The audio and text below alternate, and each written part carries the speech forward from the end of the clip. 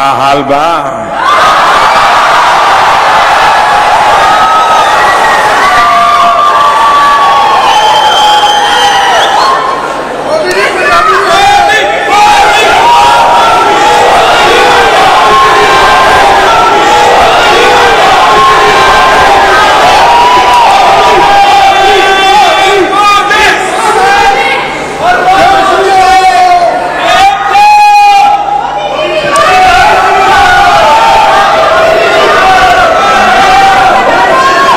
Netherlands के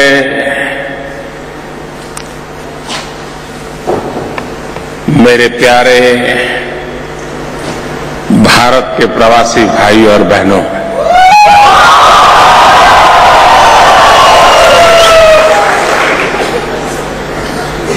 मैं यहां के मैडम मेयर का, डिप्टी मेयर का हृदय से आभार व्यक्त करता हूं कि उन्होंने मेरा स्वागत सम्मान किया और स्वयं इस कार्यक्रम में उपस्थित है।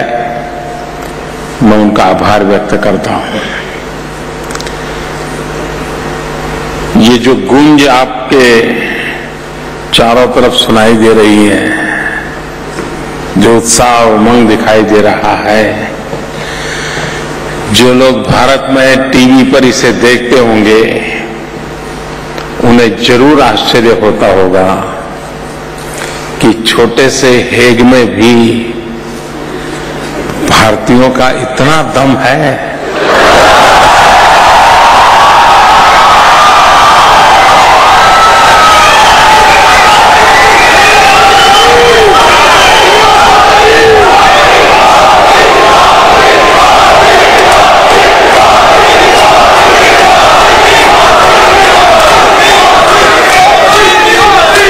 मैं खास करके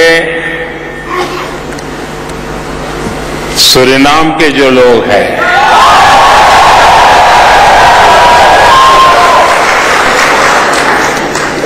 उनका मैं विशेष रूप से अभिनंदन करना चाहता हूं।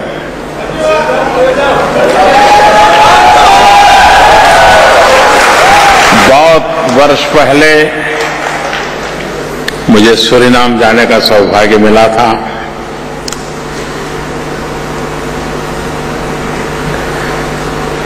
5 जून हर वर्ष सूरीनाम बड़े गौरव से मनाते हैं।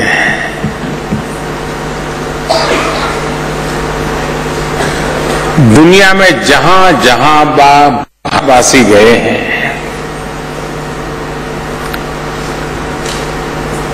उन सब के लिए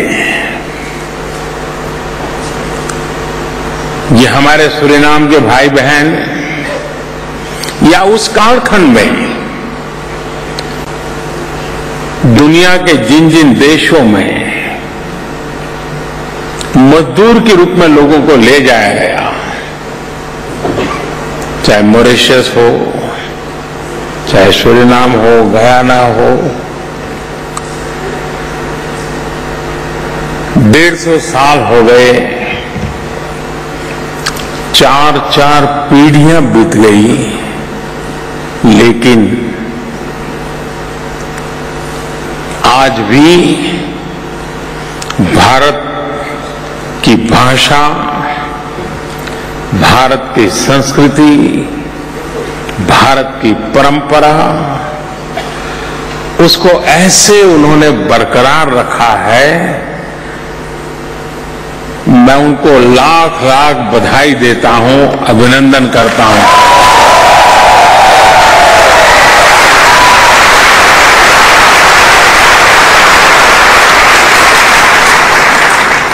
और हमें हमारे उन पूर्वजों को नमन करना चाहिए कि जिन्होंने भारत का किनारा छोड़ने के बाद कभी भारत की ओर देखने का मौका नहीं मिला, लेकिन अपने साथ जिस भारतीयता को लेके गए, आज 4वीं, 5वीं पीढ़ी, 6वीं पीढ़ी होगी, वैसे परिवार के अंदर उसको बरकरार रखा।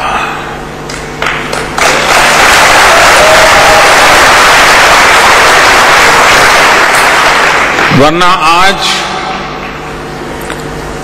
एक ही पीढ़ी में सब कुछ बदल जाता है,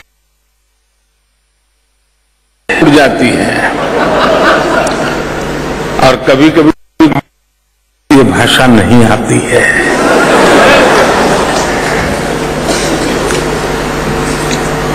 इन चीजों से अपनी जड़ों के साथ जुड़ने से एक ताकत प्राप्त होती है। लोहे का गोला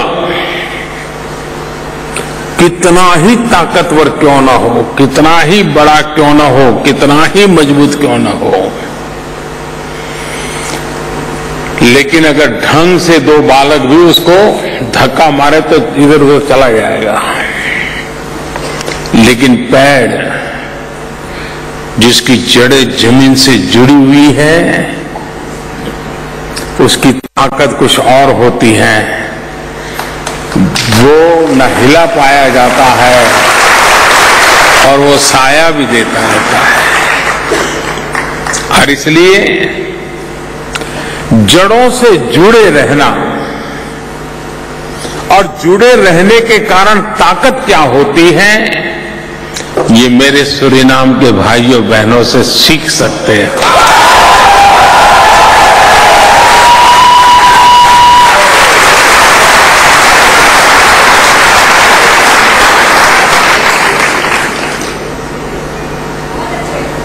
उसी प्रकार से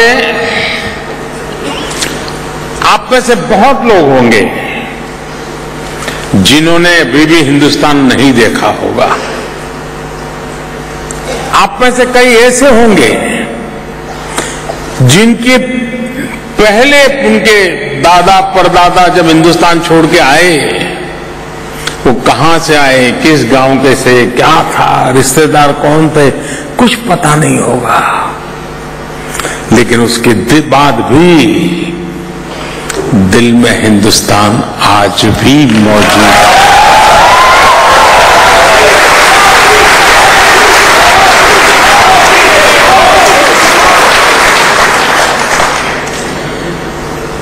एक प्रकार से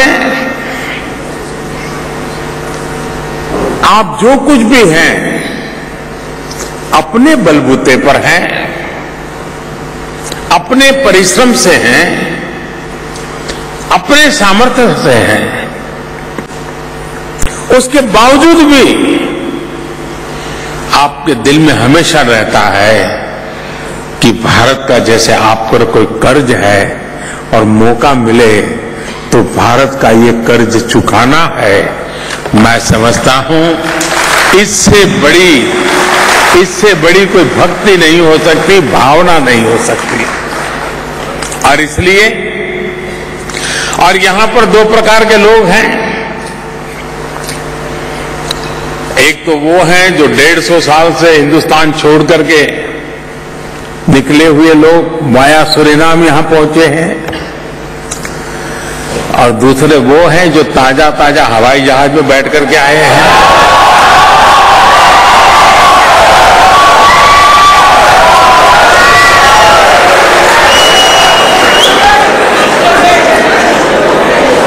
जो अभी अभी आए हैं, मैं उनसे कहना चाहता हूं,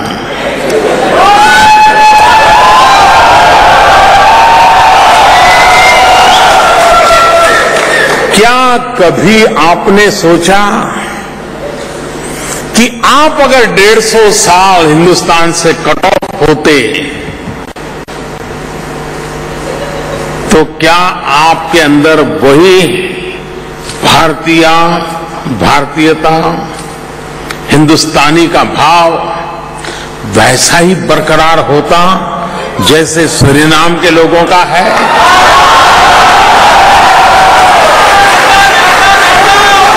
और इसलिए मैं चाहूंगा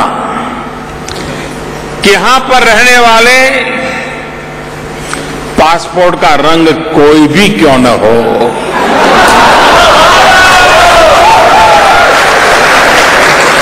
पासपोर्ट के रंग बदलने से खून के रिश्ते नहीं बदलते।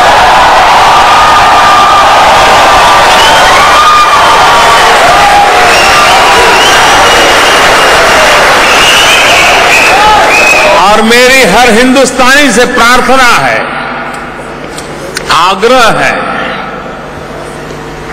कि पासपोर्ट के रंग के आधार पर रिश्ते नाते न जोड़ें। पासपोर्ट का रंग कुछ भी क्यों न हो, उसके और मेरे पूर्वज एक है। जिस धरती की पूजा वो करता है, उस धरती की पूजा मैं करता हूं। उसकी जिंदगी की वो मुसीबत रही कि 150 साल पहले उसे देश छोड़ के जाना पड़ा। मैं भाग्यवान हूं कि मैं अब भी मेरे देश की जड़ों से जुड़ा हुआ हूं। मेरा ज्यादा कर्तव्य बनता है कि मैं सूरीनाम वालों को गले लगाऊं, हम एक बनकर के रहे, हम साथ मिलकर के कार्यक्रम करें। अब हमारे बीच में जरा सा भी दूरी नहीं होनी चाहिए। हो सकता है जो अभी आए हैं उनको शायद हिंदी बोलने में तकलीफ होती होगी, सूरीनाम वालों को नहीं होती है।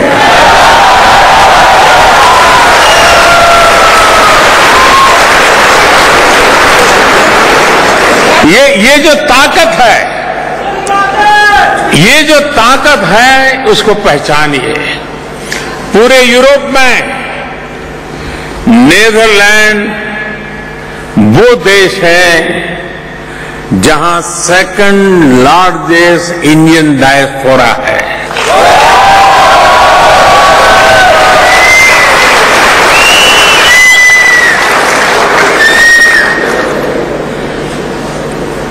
और इसलिए न सिर्फ यूरोप में लेकिन कैरेबियन कंट्रीज में भी हम सब मिलकर के इसे एक ऐसा ऊर्जा भूमि बना सकते हैं हैक को, इन सारे भूभाग के भारतीयों के साथ हमारा नाता जुड़ जाए। और आज तो टेक्नोलॉजी इतनी सरल है कि आप मोबाइल फोन से इन सभी परिवारों से निकट से जुड़ सकते हैं। संगठन में ही तो शक्ति है।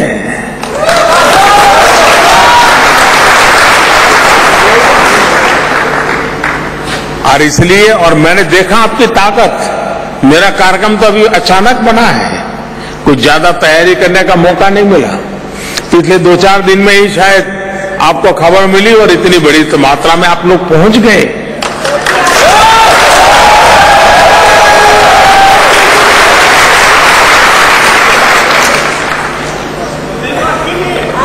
सरकार की तरफ से एम्बेसी होती है, एम्बेसडर होते हैं, बाबू लोग होते हैं, लेकिन आपको पता है उनको राजदूत कहते हैं। हिंदी भाषा में उन्हें राजदूत कहते हैं। लेकिन यहां आप सब राष्ट्रदूत हैं।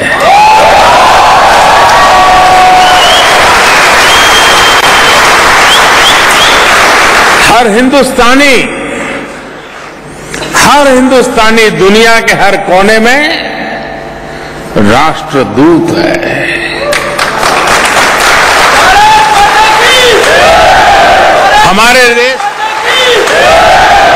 हमारे देश की उन अच्छाइयों से विश्व को परिचित कराना। जब विश्व को पता चलता है कि भारत ऐसा देश है जहां दुनिया के सभी संप्रदाय है, दुनिया का कोई ऐसा संप्रदाय नहीं है जिसको भारत में गौरवपूर्ण स्थान न हो, लोगों का आश्चर्य होता है। दुनिया का छोटा से छोटा संप्रदाय भी होगा, पंथ होगा, मानने वाले लोग होंगे, भारत में आपको अवश्य मिलेंगे और गर्व से जीते हैं। दुनिया को जब पता चलता है कि हिंदुस्तान 100 भाषाएं हैं, 100 लैंग्वेजेस, 1700 डायलेक्ट्स, 1700 से करीब ज्यादा बोलियां, लोगों को आश्चर्य होता है। अच्छा,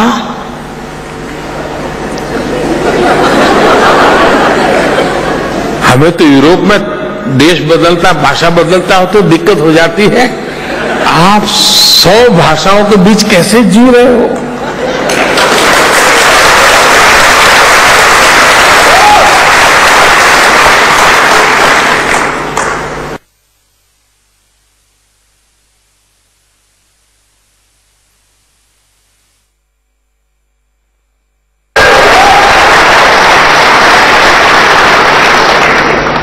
उस धरती के प्रति त्याग और तपस्या के प्रति, इतिहास के प्रति, संस्कृति के प्रति, परंपराओं के प्रति हमारा लगाव है। और इसलिए कोई भी हिंदुस्तानी दुनिया में गर्व के साथ खड़ा हो सकता है कि मेरा देश विविधताओं से भरा हुआ है। विश्व में जो कुछ भी आप अनुभव करते हैं, आप मेरे देश में स्वाभाविक रूप से कर सकते हो। देश की विशालता,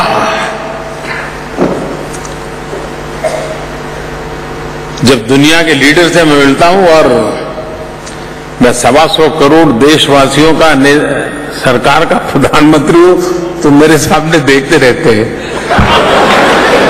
उनको लगता है हम छोटे से देश को चलाने में हमारी इतनी दिक्कत होती है, आप कैसे चलाते हो?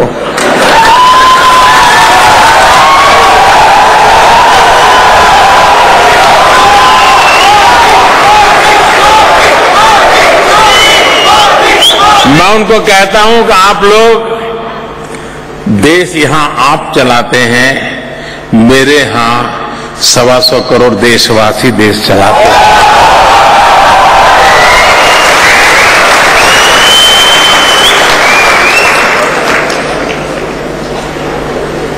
लोकतंत्र की यही ताकत है।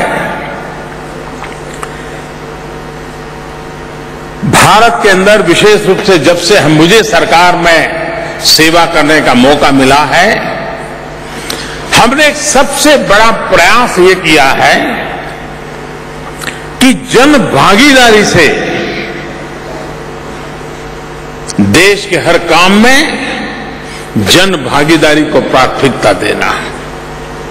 सब कुछ सरकार करेगी, सारी समस्याओं का समाधान सरकार के पास ही है।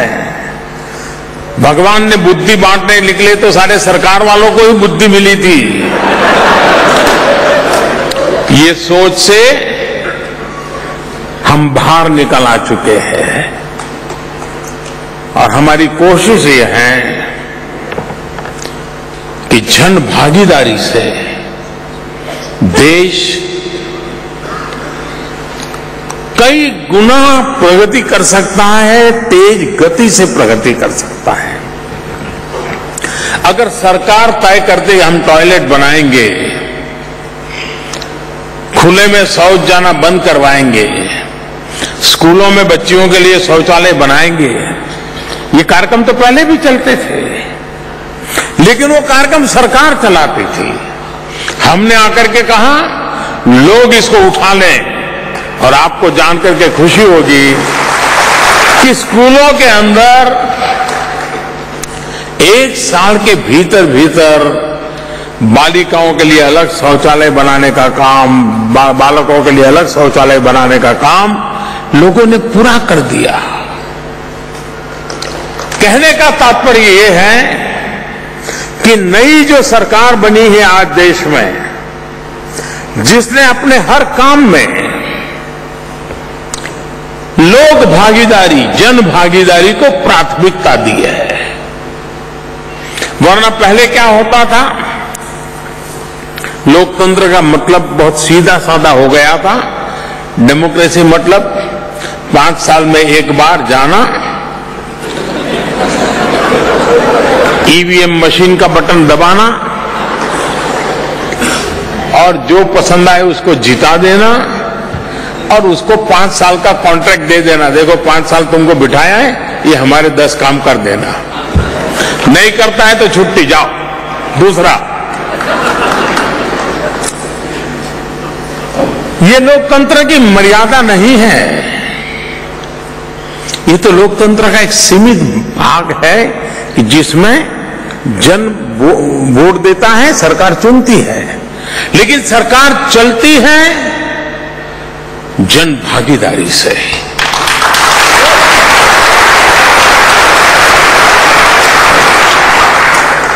हमारे यहां कभी कोई नेचुरल कैलेमिटी आ जाए तो हम सब ने अनुभव किया है कि सरकारी तंत्र की ताकत बहुत छोटी पड़ जाती है, लेकिन लोग, सामाजिक संस्थाएं, धार्मिक संस्थाएं ऐसे फूड पैकेट, डिकना, फलाना लेकर के निकल पड़ते हैं। नेचुरल कैलेमिटी में हर किसी की मदद तुरंत पहुंच जाती है। क्यों? जनशक्ति का सामर्थ्य है। इस सरकार की कोशिश है कि हर काम में जन भागीदारी। भारत का संघीय ढांचा है, राज्य, केंद्र कंधे से कंधा मिलाकर के कैसे काम करें, in true spirit federal structure को कैसे बढ़ावा मिले, उस पर इस सरकार ने बल दिया है। गुड गवर्नेंस, मैं मानता हूं कि डेवलपमेंट प्लस गुड गवर्नेंस तभी जाकर के जनता जनार्दन के एस्पिरेशंस पूरे होते हैं। सिर्फ डेवलपमेंट से एस्पिरेशंस पूरे नहीं होते हैं, सिर्फ गुड गवर्नेंस से भी नहीं होते हैं। डेवलपमेंट एंड गुड गवर्नेंस दोनों का कॉम्बिनेशन होता है, तब जन सामान्य को समाधान होता है। बस अड्डा बनाऊं, बस स्टेशन अच्छा बनाऊं, तो डेवलपमेंट हुआ, लेकिन बस समय पर आए, बस में साफ सफाई हो, ड्राइवर कंडक्टर का व्यवहार ठीक हो, ये गुड गवर्नेंस होता है।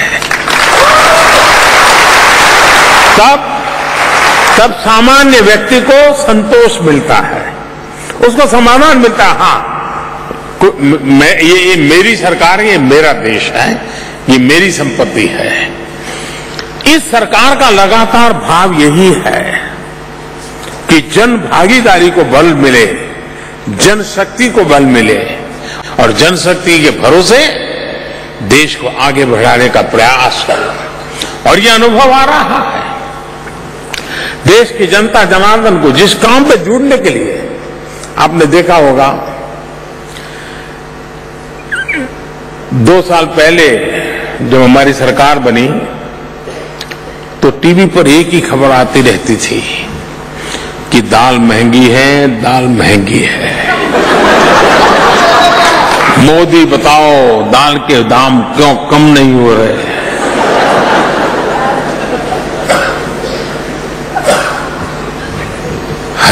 जहां भी जाओ बस यही बात है। अब दाल के भाव इतने कम हो गए, कोई पूछता ही नहीं है।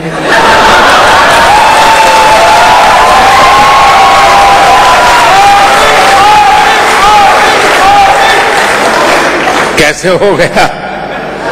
लेकिन देश के किसानों से मैंने प्रार्थना की कि आप पल्सेस की खेती को भी बल दीजिए, और पल्सेस की खेती के लिए एक्स्ट्रा कुछ करना नहीं पड़ता है। फसल के बीज के अंदर उसको बोया जा सकता है, एक्स्ट्रा इनकम होती है। और मेरे देश के किसानों ने वो करके दिखाया, विपुल मात्रा में पल्सेस का उत्पादन किया, तो आज थाली सस्ती हो गई। मध्यम वर्ग के परिवार में पल्सेस अगर ज्यादा खाता है तो प्रोटीन भी ज्यादा मिलता है, तो शरीर की शक्ति भी बढ़ती है, शरीर की काफी रिक्वायरमेंट पूरी होती है। कहने का तात्पर्य ये है कि सरकारी प्रयत्नों से ज्यादा जन सामान्य का सामर्थ्य ये बहुत बड़ा रोल प्ले करता है।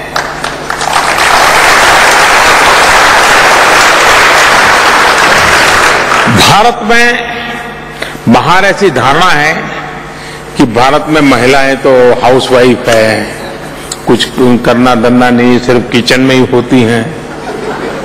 ये बाहर एक कल्पना है, सत्य अलग है। आज भी हिंदुस्तान का पशुपालन, डेयरी, मिल्क, ये पूरा क्षेत्र